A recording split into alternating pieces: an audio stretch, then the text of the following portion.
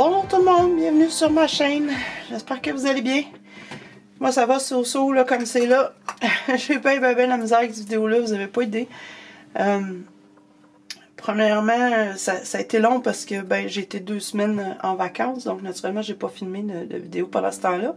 Et quand je m'y suis enfin décidée, j'avais un rhume de l'enfer.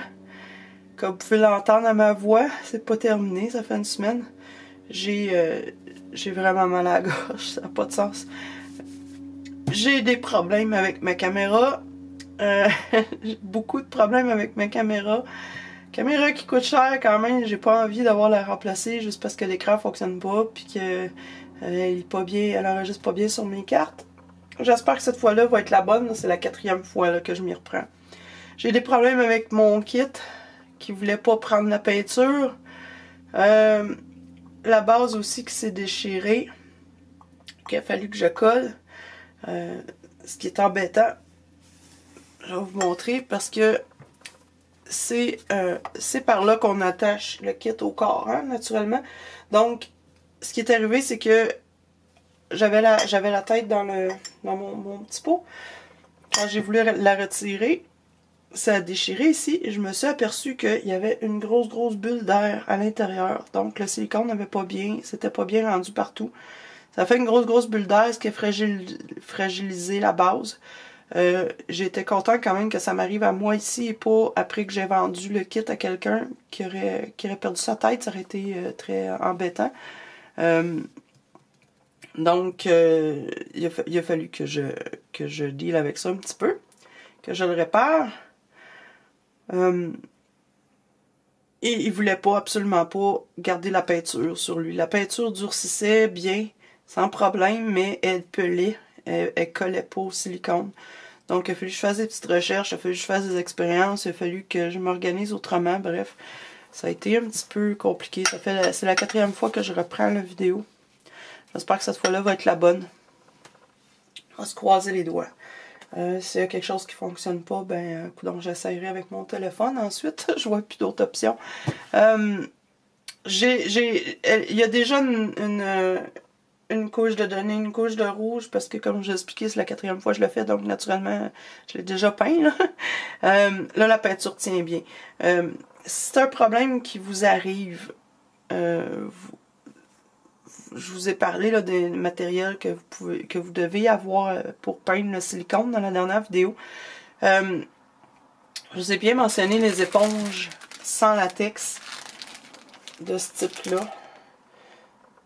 Les éponges sans latex, c'est très important. Et ne vous fiez pas uniquement à ce qui est écrit sur l'emballage. Testez vos éponges. Testez vos gants. Si vous travaillez avec des gants, ce qui serait la bonne chose à faire, mais là j'en ai pas trouvé nulle part, donc j'en ai pas. Mais testez avec les gants, testez avec les pots dans lesquels vous mélangez votre silicone, testez avec votre solvant. Faites des tests sur les bases. La base comme ça, mélangez une petite partie de silicone avec du colorant, avec votre solvant. Testez-le avec votre éponge, avec vos gants, et regardez si la peinture durcit avant de vous peindre tout un kit. Si la peinture durcit bien, puis qu'elle tient bien, vous ne devriez pas avoir de problème. Vous pouvez continuer. Si la peinture durcit pas, qu'elle reste collante pendant longtemps, là, pendant plusieurs heures, pendant une journée, voire le lendemain, elle est toujours collante, il y a quelque chose qui se passe. Puis là, il faut trouver c'est quoi le problème. À ce moment-là, on va faire des tests pour voir ce que c'est notre éponge.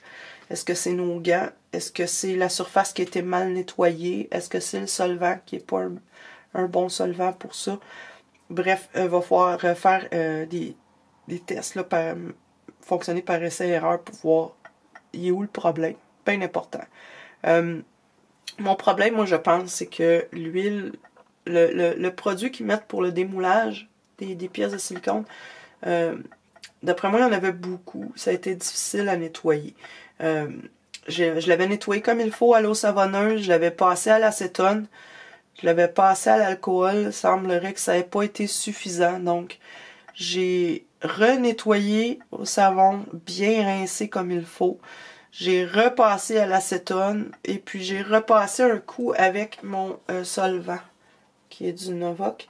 J'ai repassé un coup au solvant. Ça semble avoir réglé le problème. Pour l'instant, en tout cas, ce que je vois, c'est que la peinture semble bien tenir dessus. Elle semble pas peler. Donc, ça a été probablement ce qui a causé des problèmes. Donc, c'est important là, de faire beaucoup de tests puis de s'assurer que la peinture tient bien. J'avais peint le côté d'un bras d'une jambe, puis le derrière de la tête.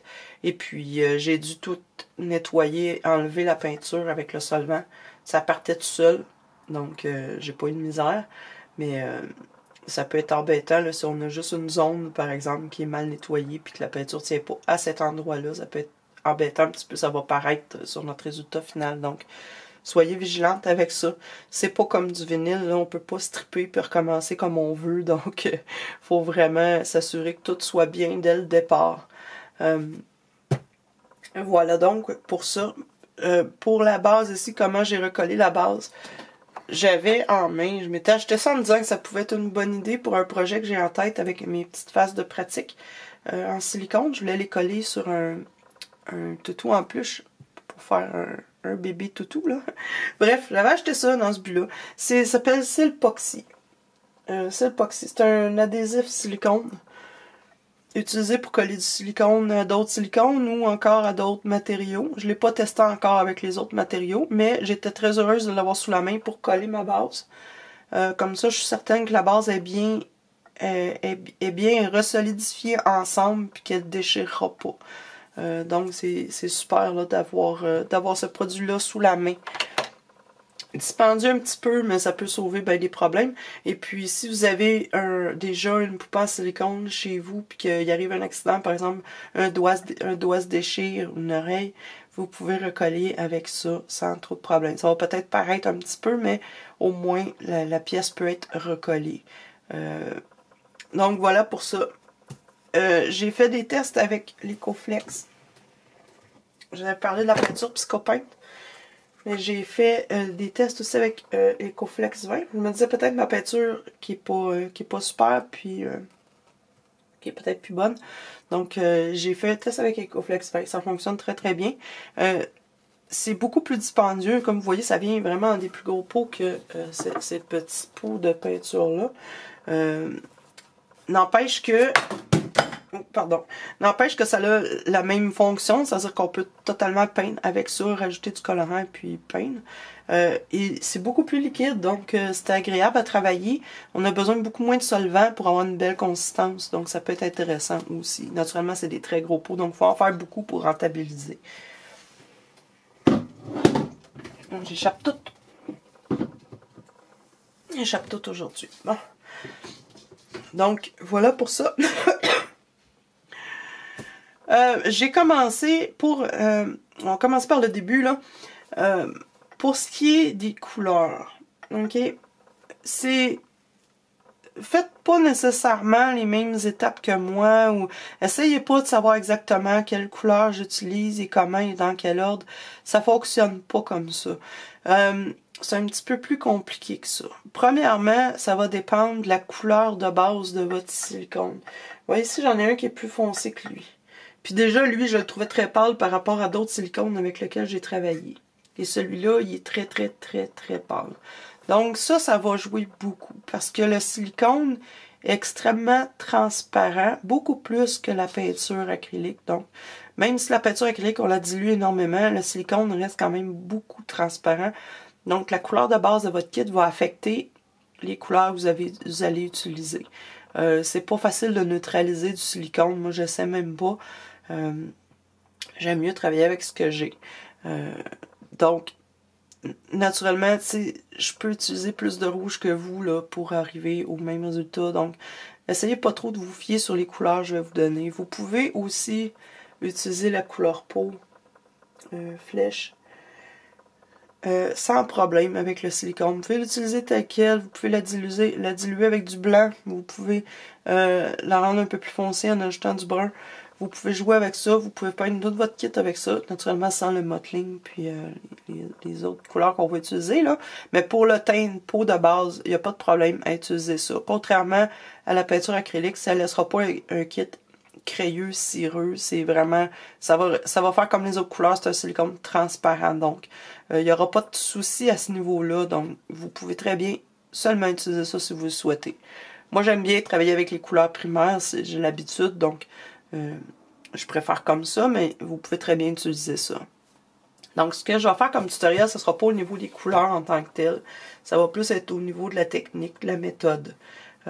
Vous allez vous apercevoir assez rapidement que c'est très, très, très similaire à peindre un Reborn en vinyle.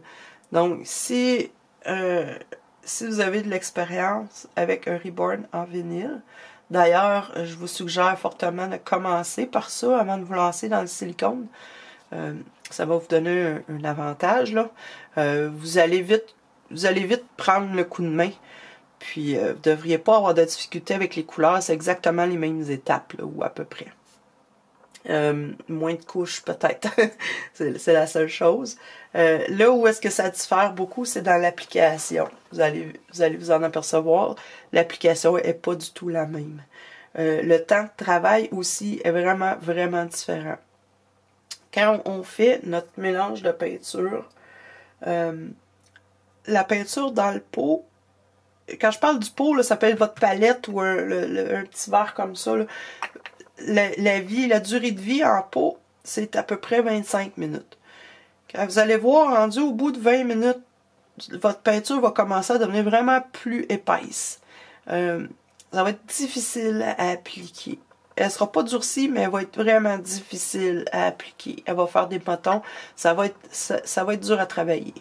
Donc, la durée de vie du pot est assez courte quand même. Ça vous laisse quand même le temps là, de bien travailler, mais faut penser à notre coup et pas en préparer trop d'avance. Parce qu'après un temps, comme je vous dis, ça devient difficile un petit peu. Par contre, le temps de séchage, si on peut dire ça sur le kit, ça varie autour de 2 heures à 4, 5 heures, 6 heures, dépendant de la température, dépendant si vous avez utilisé beaucoup de solvant ou pas. Si vous n'utilisez pas de solvant, je dirais qu'au bout de 2 heures, la peinture est probablement bien durcie sur votre kit. Si vous utilisez du solvant, ça peut être beaucoup plus long. Il y a moyen d'accélérer ce temps-là en utilisant un fusil à air chaud, ou un séchoir à cheveux, ou en mettant les pièces au four. Moi, j'utilise un fusil à air chaud parfois. Je trouve que ça permet de faire plus de travail dans la même journée. Ça, je fais ça, mais il faut faire attention quand on utilise le fusil à air chaud. Faut pas être trop près de la surface du silicone pour pas fondre le silicone, pour pas l'abîmer, pas que ça fasse des bulles, que ça cloque. Donc, faut être très, très prudent avec ça. Faut aussi prendre en compte que quand on va chauffer notre pièce, par exemple, on fait un côté de la jambe, on chauffe notre pièce, la peinture est durcie, ça va bien. On peut pas juste la retourner et faire l'autre côté tout de suite. Parce que le silicone va être très chaud encore. Et là, ce que ça va faire, c'est que la peinture va durcir au contact. Vous n'aurez pas le temps de l'appliquer comme il faut. Donc, c'est à prendre en compte quand on utilise ça aussi. Quand je vous dis le temps de séchage ou le durcissement, vous savez que votre peinture est prête. Pas besoin de tapoter le kit nécessairement. Dans votre pot, vous avez juste à toucher votre peinture. Elle vous semble dure. Si vous êtes capable de la peler comme ça, puis qu'elle est bien durcie, votre peinture est bien durcie sur le kit aussi. Vous pouvez donner à ce moment-là la prochaine couche. Si elle n'est pas bien durcie, que vous essayez d'appliquer une deuxième couche, ça risque de faire lever la peinture précédente. Ça risque de vous créer des spots un peu. Là. Vous pourriez avoir des motons là, qui se forment un peu. Ça va être difficile.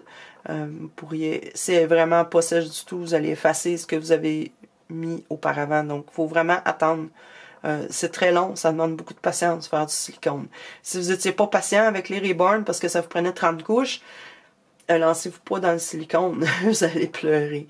Même chose pour les petits poils qui collent tout le temps partout, ça va vous rendre fou.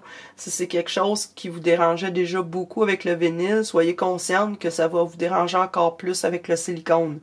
Que votre pièce soit impeccable, ça ne changera rien au fait que vous allez avoir pareil plein de petites poussières qui vont coller dessus, c'est inévitable. Donc, faut garder notre sang-froid un petit peu. Moi, j'ai tendance à m'énerver quand ça m'arrive, mais il faut essayer de garder notre sang-froid. Donc, pour la peinture en tant que telle, je vais essayer de recadrer un petit peu. Essayer comme ça. Bon. Comment on va préparer ça?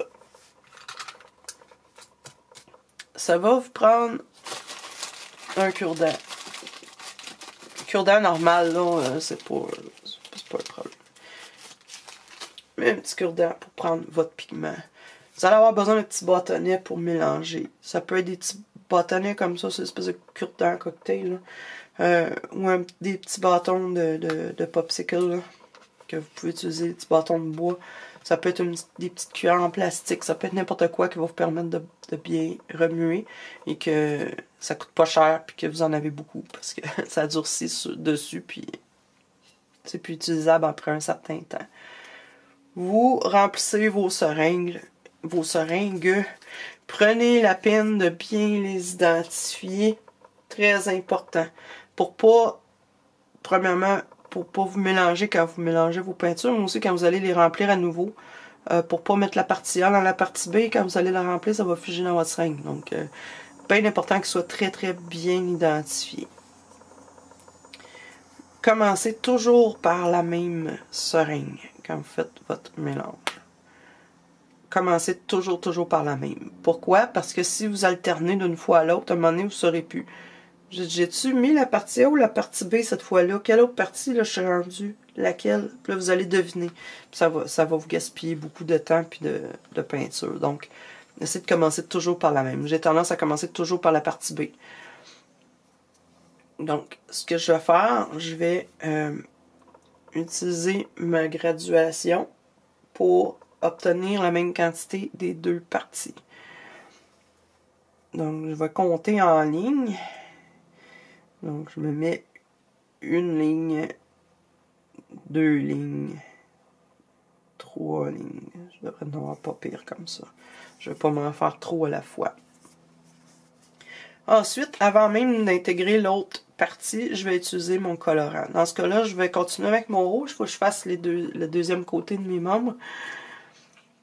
Donc, je commence à peu près toujours par le rouge. J'aime bien le ton que ça me donne. Ça me donne une bonne idée de ce que je vais avoir besoin ensuite pour continuer.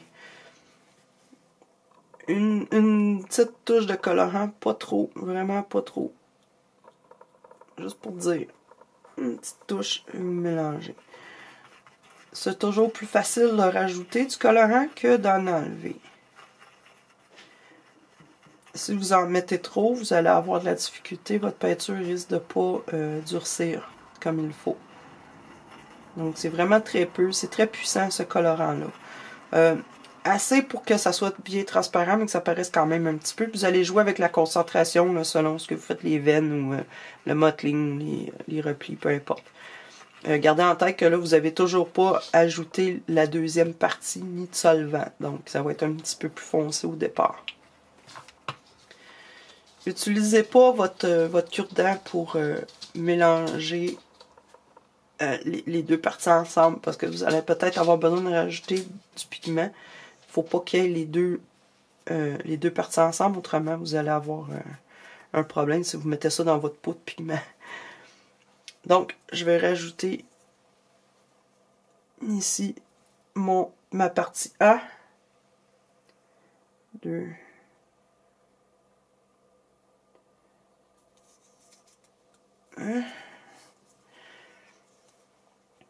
Prenez votre cure-dent, votre bâtonnet, peu importe, et vous mélangez. Mélangez, mélangez, mélangez, mélangez.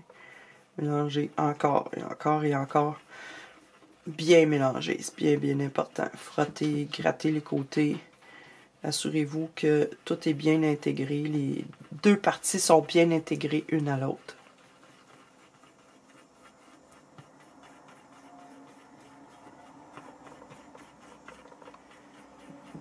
Une fois que vous pensez que tout est bien beau, que tout est bien mélangé, à ce moment-là, vous pouvez rajouter votre solvant. Parce que comme vous voyez, la texture, elle est très épaisse. C'est comme du gros caramel. Très, très épais. ça va être difficile un petit peu à étendre. Un petit peu comme peindre du jello avec du caramel, c'est difficile, c'est mou. Donc, il faut que ce soit relativement facile à étendre. Puis le fait d'ajouter du solvant aussi va augmenter un petit peu votre temps de travail avec la peinture dans le pot. Donc, ça va vous aider aussi. Surtout au début quand on n'est pas très à l'aise.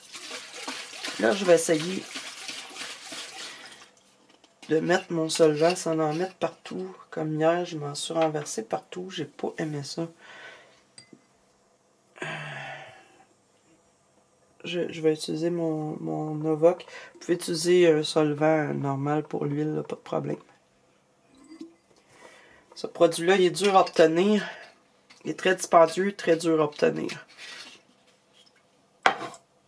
Et ce que je vais faire, je pense, cette fois-ci, je vais essayer une de mes seringues parce que, ben franchement, toujours de la misère à verser ça. Vous avez une petite bouteille comme ça, là? Parfait. Moi, il a fait fondre la mienne, donc j'en ai plus. Donc, je vais essayer d'y aller avec ma seringue. On va en rajouter un petit peu. Quelques gouttes hein, pour commencer, là.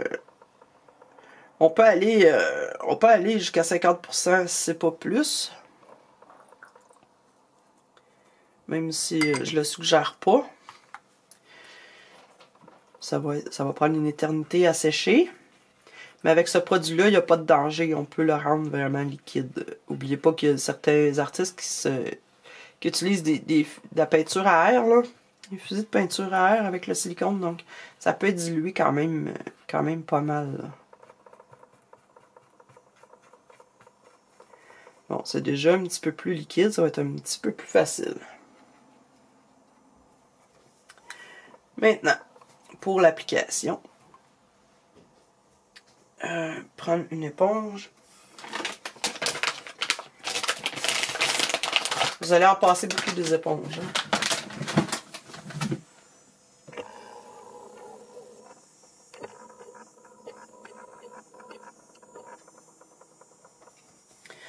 Je vais casser ça ici. Je vais prendre mon pied. On va commencer par mon pied. J'ai un côté de fait déjà. Je sais pas si vous voyez là, mais j'ai un côté de fait. J'ai essayé de bien estomper ma ligne là, pour pas qu'il y ait une grosse ligne là, dans le milieu. J'ai fait ce que j'ai pu. Habituellement, moi, ce que j'ai fait pour les deux autres kits que j'avais fait, j'avais peint la jambe au complet. Mais elle était beaucoup plus ferme. Donc, je pouvais la tenir par le bout ici, puis elle était ferme, et j'arrivais quand même bien à travailler. Ça, c'est mou. Si j'essaye de mettre de la peinture ou tapoter avec mon éponge, peu importe, j'y arriverai pas. Donc, il faut que je la mette à plat sur quelque chose. Donc, je la mets à plat.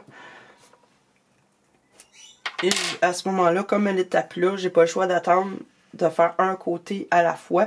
Parce que si je peins ça et que je la retourne, la peinture va se transférer sur mon papier et ça sera pas joli. Prenez un pinceau, comme j'avais déjà parlé, des pinceaux cheap, là, des pinceaux qui coûtent pas cher, là, des pinceaux de Dollarama, c'est le temps de les utiliser parce que vous allez probablement en utiliser beaucoup. Idéalement, comme je vous disais au tout début, c'est bon de faire un test à quelque part, surtout pour vérifier que votre couleur est correcte. Faites un petit test de couleur quelque part derrière la tête peut-être ou sur le côté. Alors, comme on fait pour le vinyle, la même chose. Là.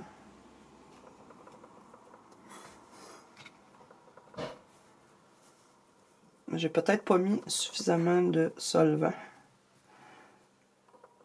Je vais m'en mettre un peu dans mon pinceau.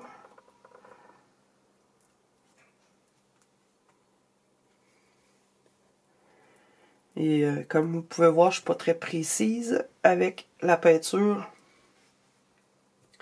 C'est pas très grave.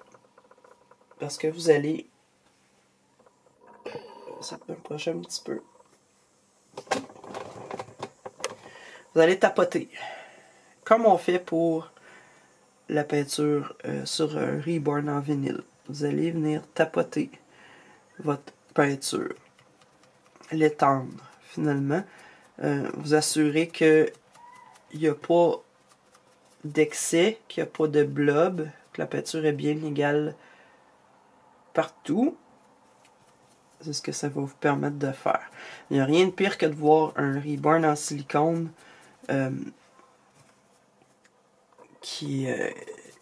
qu'on voit les morceaux de silicone de peinture là, qui a été appliqué.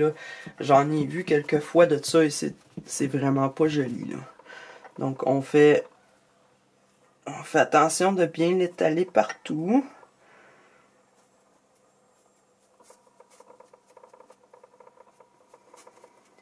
Qu'il n'y ait pas d'excès.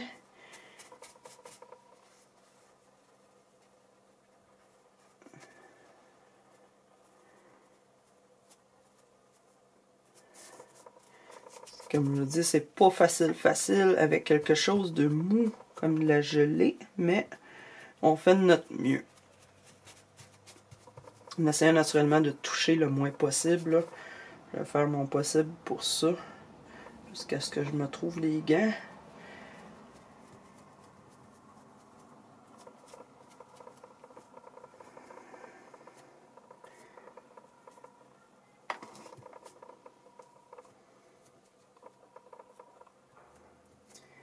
Quand on pense qu'on a bien réussi, bien tout fait partout, tout est égal, ou à peu près, à ce moment-là, on prend notre petite pince à épiler, puis on vient enlever les poils qui se sont naturellement collés dessus. Il y en a d'autres qui vont se rajouter pendant le temps de séchage. La seule façon d'éviter ça, c'est de mettre les pièces sous un sac ou dans un bac en plastique. Peut-être. Sinon, de vérifier plusieurs fois pendant la durée de durcissement puis d'enlever les plus gros poils qu'on voit là. Il n'y a pas beaucoup de façons de s'en sauver vraiment.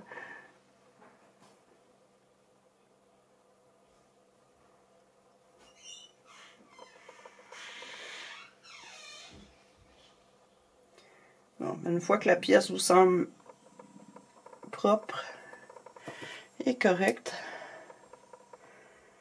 vous allez pouvoir l'attacher pour un rack, un support, peu importe, la mettre dans un bac pour qu'elle continue à durcir. Et vous faites ça avec toutes les pièces. Vous nettoyez avant, pendant, puis après, c'est terrible.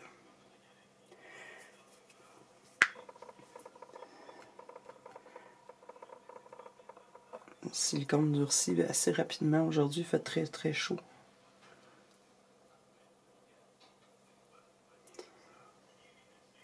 C'est la même... c'est même placé comme ça. Là.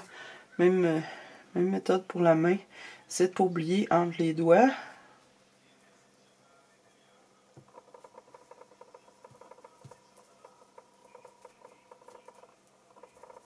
Parce qu'il va falloir que je me rajoute du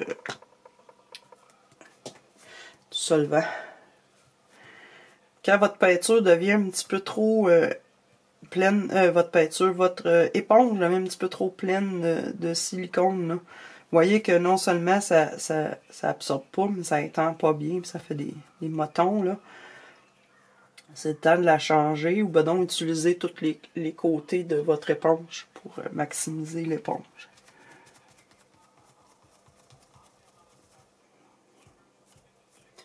Que le but ici, c'est pas vraiment pas de donner de la texture, c'est vraiment juste de permettre au silicone d'être égal partout. Vous n'avez pas besoin de mettre 3 pouces d'épais de silicone pour avoir une belle peinture. Faut rester dans l'idée, il faut que ce soit mince et transparent. C'est une erreur que souvent les débutants font quand ils peignent du silicone. Surtout celles qui n'ont pas d'expérience avec le reburning. Ils se donnent pas la peine de faire ça, ils vont uniquement au pinceau. Ça donne des blobs, là. Ça donne pas des très beaux résultats. Si vous voyez que vous avez fait une erreur, que vous avez oublié un bout là, qui reste de la peinture accumulée à un certain endroit, que vous aimez vraiment pas la couleur, vous aimez pas votre application, peu importe. Tant que la peinture elle n'a pas complètement durci sur votre kit, c'est possible de l'enlever et de recommencer. C'est l'avantage par rapport à la peinture acrylique. C'est que tant que... comme elle sèche beaucoup plus rapidement, qu'elle durcit plus rapidement, plus lentement, comme elle durcit beaucoup plus lentement, ça vous laisse un temps de travail de quelques heures, au moins 1 heure en tout cas, pour enlever et recommencer. Pour enlever, tant que c'est pas durci, votre solvant va bien travailler. L'alcool ou l'acétone fonctionne très bien aussi.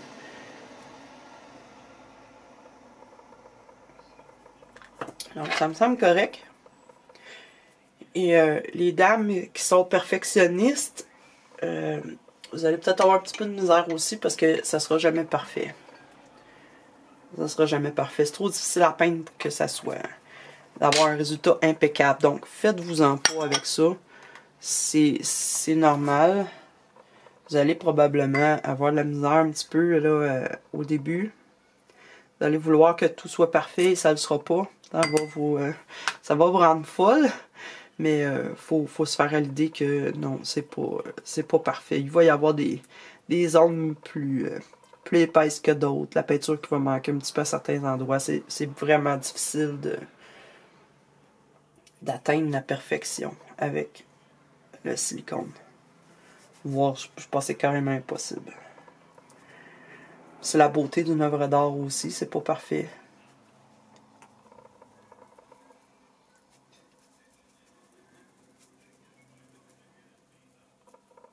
Vous voyez, ma peinture dans mon pot commence déjà à se solidifier, même en ayant ajouté du diluant. Mon éponge ne fonctionne plus bien. Même en ayant ajouté du diluant, la peinture a déjà commencé à solidifier dans mon pot. Donc là, mon temps de travail a diminué beaucoup. C'est pour ça qu'il ne faut pas en faire trop à la fois. Si vous faites trop de peinture, elle va durcir avant que vous ayez eu le temps de l'appliquer. Et puis là, vous allez vous retrouver avec beaucoup de gaspillage. Puis comme c'est dispendieux un petit peu comme produit, ben on essaie de limiter le gaspillage autant que possible.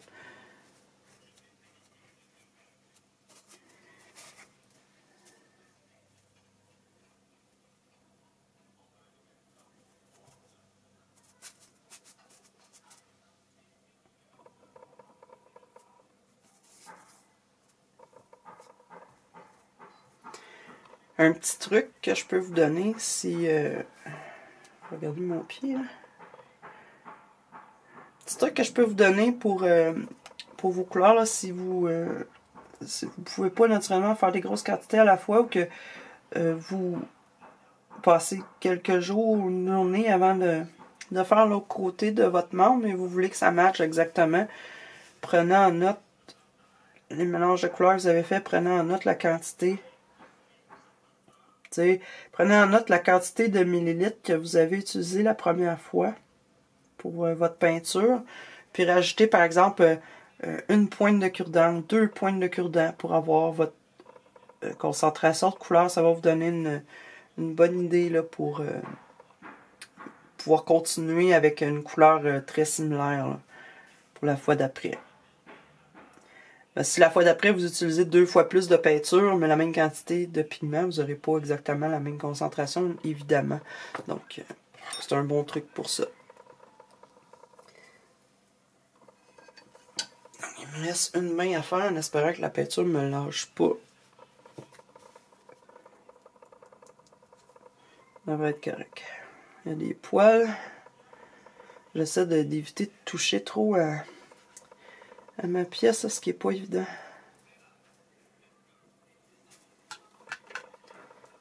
Ça devrait arriver juste correct.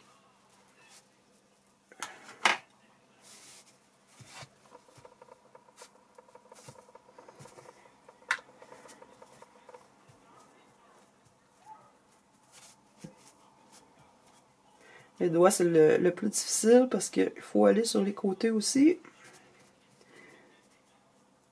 Sans tout enlever.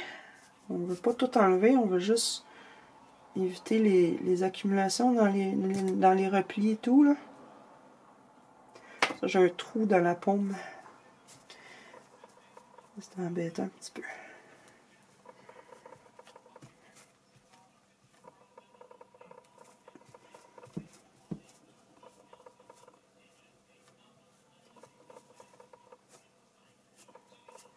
Donc on s'assure qu'il n'y a pas de ligne de séparation, que tout est bien estompé. On a du silicone à peu près partout.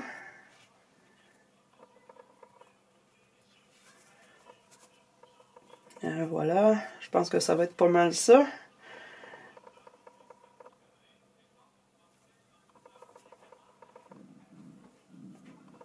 Ça me semble...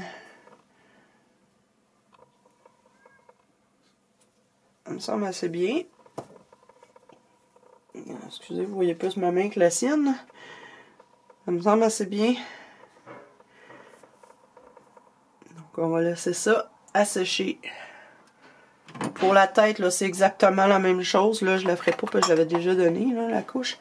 C'est exactement la même chose. Vous travaillez, vous appliquez votre peinture au pinceau, puis vous taponnez avec l'éponge. N'oubliez pas à l'intérieur des oreilles. Si vous avez des accumulations de peinture dans les replis, là, que vous n'arrivez pas avec votre éponge, prenez un petit cure-dent, puis venez juste essuyer à l'intérieur. Ça devrait bien aller comme ça. Puis là, ben, il ne nous reste plus qu'à attendre que tout ça durcisse avant de continuer.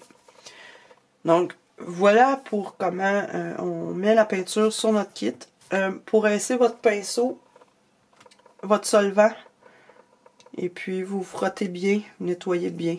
Ça va fonctionner à quelques reprises, puis après un certain temps, c'est inévitable, vous allez avoir du silicone figé dans votre pinceau. C'est pour ça qu'il faut utiliser des pinceaux qui ne coûtent pas cher. Parce que ça va vite finir par figer. Vous allez avoir un pinceau figé dans le silicone. Peu importe ce que vous allez essayer de faire pour le nettoyer, ça ne fonctionnera pas. Donc, voilà pour ça. À la suite de ça, vous donnez le nombre de couches dont vous avez besoin pour atteindre un teint de base. Allez-y pas trop fort, là. Si vous utilisez les couleurs primaires, là, une couche de rouge, une de jaune, une de bleu, devrait être pas mal suffisant. Si vous utilisez la peinture couleur peau, à ce moment-là, je peux pas vous aider parce que je sais pas, ça va dépendre. Ça va dépendre de comment vous l'utilisez, quelle concentration, puis quelle est la couleur de base de votre kit. Donc, ça va vraiment d'une personne à l'autre, d'un kit à l'autre, ça va être différent. Vous pouvez continuer à donner quelques couches comme ça va vous occuper pendant quelques jours. Et ensuite, dans la prochaine vidéo, je vais tout faire pour être capable de la mettre en ligne la semaine prochaine, si mon appareil fonctionne bien. À ce moment-là, ce que je vais vous montrer, c'est la suite comme pour le reborning, c'est-à-dire je vais vous montrer à faire le mottling. Par la suite, on verra les replis, les sous-teints, le bleu et tout, les veines. Je vais tout vous montrer ça en série dans les prochaines vidéos, un petit peu comme je faisais pour le reborning normal de vinyle, là. Donc voilà, là-dessus, je vous laisse bonne peinture. Amusez-vous bien avec ça. Commencez par un kit pas dispendieux. Lancez-vous pas là-dedans avec un kit à 3000 $. Vous allez faire des erreurs au départ, donc c'est normal. Faites-vous-en pas trop. Bountiful Baby ont des kits vraiment pas dispendieux. Si vous pouvez pas en trouver là, essayez les phases de pratique que vous pouvez trouver McPherson, puis je pense qu'il y a Irrésistible, il y a d'autres endroits qui en vendent. Essayez de trouver d'artistes des pièces défectueuses comme celle-là. Je l'ai payé 350 $, là. Ça s'appelle Luca ou quelque chose comme ça. Il y a des problèmes, là. Il y a des bouts d'oreilles qui manquaient. Il y a eu des réparations, des craques dans le visage, etc. Ça, souvent, c'est des pièces les sculpteurs peuvent vendre à bas prix. Parce qu'ils sont pas parfaites. Donc, c'est parfait, ça, pour vous pratiquer. Je vous souhaite une très bonne fin de semaine, puis on va se revoir bientôt. Bye bye!